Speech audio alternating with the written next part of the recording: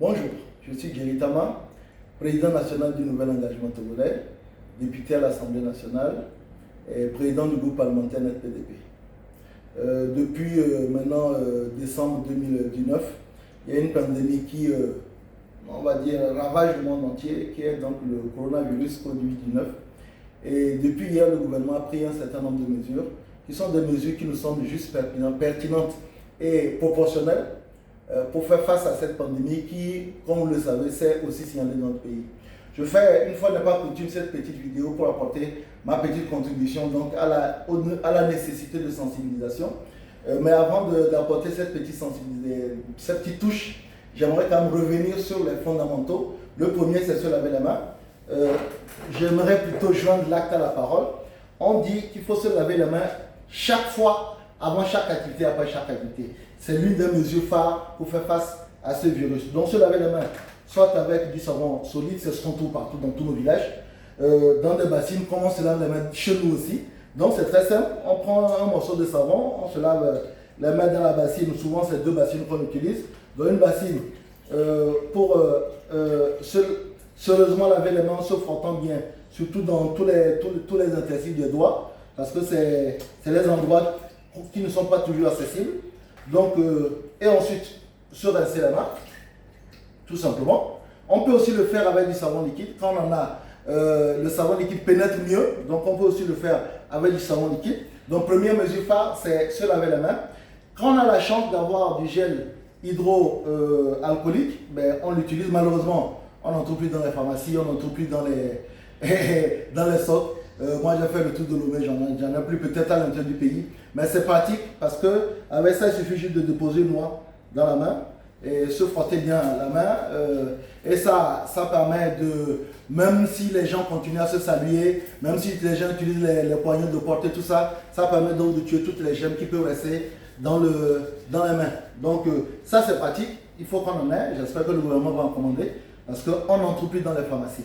Ensuite, deuxième mesure, c'est si vous êtes amené à éternuer ou bien tousser, le faire dans le creux du coude, comme ça. Bon, malheureusement, je ne sais pas la tour et je ne vais pas inventer tout. Mais le faire là, ça permet de contenir les germes dans le creux de la main que de balancer les germes un peu partout. Troisième mesure, on a dit, ben, si vous êtes amené à vous essuyer ou bien à utiliser pour des questions d'hygiène, que ce soit pour l'éternuer, que ce soit pour s'essuyer, ben, utilisez des serviettes jetables. Comme ça, ou plutôt ça pour ceux qui l'utilisent dans les voitures. Et puis une fois que vous êtes essuyé, ne les gardez pas sur vous, mais jetez-les dans la poubelle. Parce que comme vous le savez, le virus a une durée de vie. Et si vous les jetez, comme ça, le virus va certainement mourir dans la poubelle au lieu de rester dans des endroits où ça peut réinfecter les gens. Donc voilà un certain nombre de mesures qui sont des mesures que le gouvernement et que enfin toutes les sensibilisations donnent. Et la quatrième, c'est l'utilisation de masques. Si vous êtes infecté, ou bien alors si vous avez manifesté des symptômes. Vous savez, le coronavirus a à peu près les mêmes symptômes qu'une grippe, c'est-à-dire fièvre, ensuite vous avez la toux, et pour terminer, vous avez des difficultés respiratoires. Donc une toux, une grippe simple a les mêmes symptômes. Donc si vous avez des symptômes, ce qu'on vous recommande, c'est d'utiliser un masque chirurgical, comme celui-là, tout simplement. Vous le mettez, c'est facile à enfiler, vous l'enfilez. Je vais y arriver. Je le mets à l'envers. Comme quoi, c'est pas toujours facile. Donc, vous l'enfilez.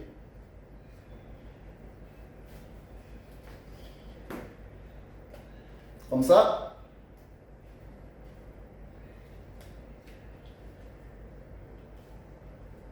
Vous avez une petite pointe métallique ici que vous serrez sur le nez pour qu'il soit bien posé. Et puis voilà. Donc, vous avez votre masque chirurgical. Si vous êtes malade, il faut le remplacer à peu près tous les 3 heures. Donc, voilà. Mais l'ennui, c'est qu'on n'en trouve plus. J'ai pu trouver un stock dans une pharmacie, mais le même n'en trouve quasiment plus non plus. Donc, aujourd'hui, le but de ma vidéo, c'est de dire, si vous n'avez pas de masque, parce que, surtout pour nos frères qui sont à l'intérieur du pays, dans les villages, qu'est-ce qu'il faut faire pour au moins avoir quelque chose? Je propose donc des alternatives qu'on peut bricoler, c'est du bricolage tout simple.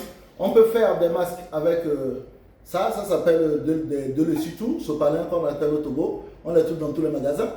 Donc, vous pouvez faire un masque comme ça avec du sopalin, tout simplement. Et ça marche aussi bien. Il suffit tout simplement de l'utiliser comme ça. Et puis, vous avez un masque qui couvre et la bouche et le nez. Et qui fait à peu près la même chose. Donc, vous pouvez faire un masque donc, avec du sopalin, tout simplement. Je vais vous montrer tout à l'heure. Vous pouvez même faire un masque avec du papier hygiénique. Et je peux vous dire que ça marche aussi bien. Donc, comme ça.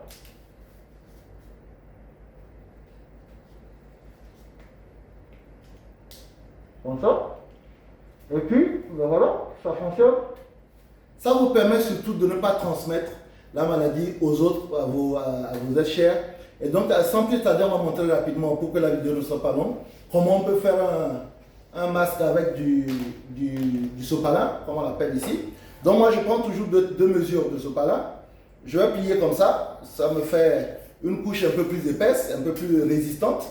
Ensuite, je vais plier tous les 2 ou 3 cm en accordéon. Donc, je fais ça comme ça. Comme vous le voyez, je plie d'un côté. Je retourne. Je plie. Je retourne. Je plie. Je retourne.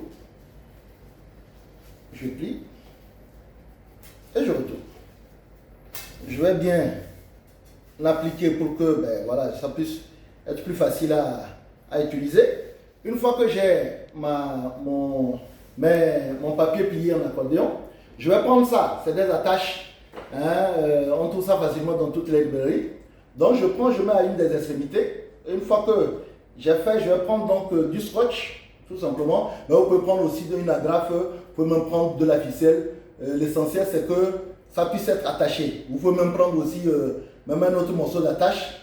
L'essentiel c'est de pouvoir attacher ça correctement, ligaturer ici pour que ça résiste. Je vais mettre 2 ou 3 voilà, trucs de scotch. Voilà. Je ferme. Je vais à l'autre extrémité et je fais exactement la même chose.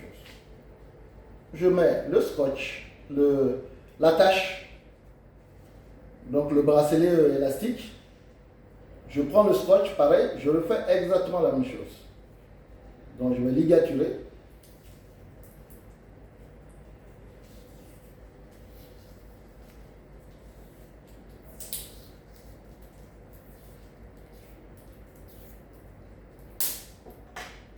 Et puis voilà, j'ai mon masque. Donc je l'ouvre comme ça, l'accordéon permet d'ouvrir quelque chose comme ça. Je le pose sur ma bouche et mon nez. Et puis avec les élastiques, j'accroche aux oreilles.